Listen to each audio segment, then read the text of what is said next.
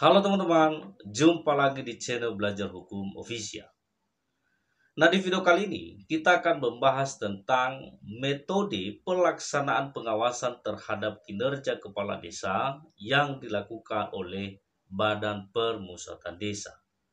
Nah, ini menarik untuk kita bahas dan sekaligus untuk menjawab pertanyaan dari teman-teman sobat sekalian.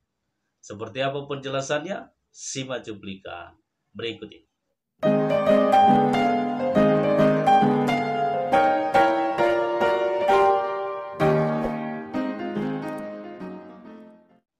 Nah, Bapak Ibu dan Sobat sekalian, seperti diketahui bahwa salah satu fungsi dari Badan Permusatan Desa itu adalah mengawasi kinerja kepala desa, sebagaimana diatur dalam pasal 31 Permendagri nomor 110 tahun 2016 tentang Badan Permusatan Desa.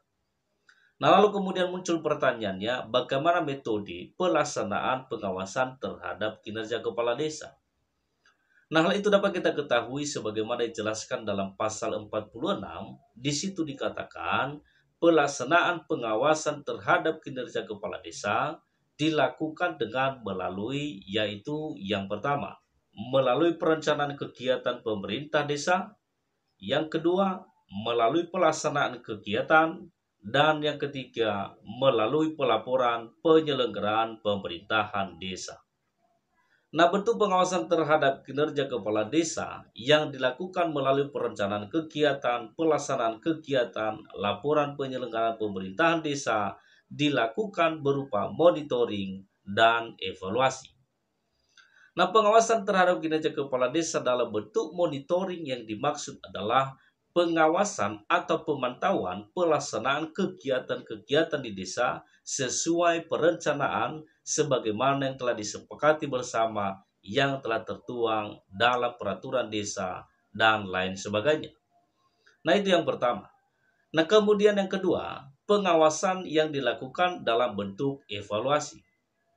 Nah, pengawasan yang dilakukan dalam bentuk evaluasi yang dimaksud adalah pengawasan terhadap kinerja kepala desa selama 1 tahun anggaran yang dilakukan melalui laporan keterangan penyelenggaraan pemerintahan desa yang meliputi antara lain yang pertama, capaian pelaksanaan RPJM desa, RKP desa, dan APB desa.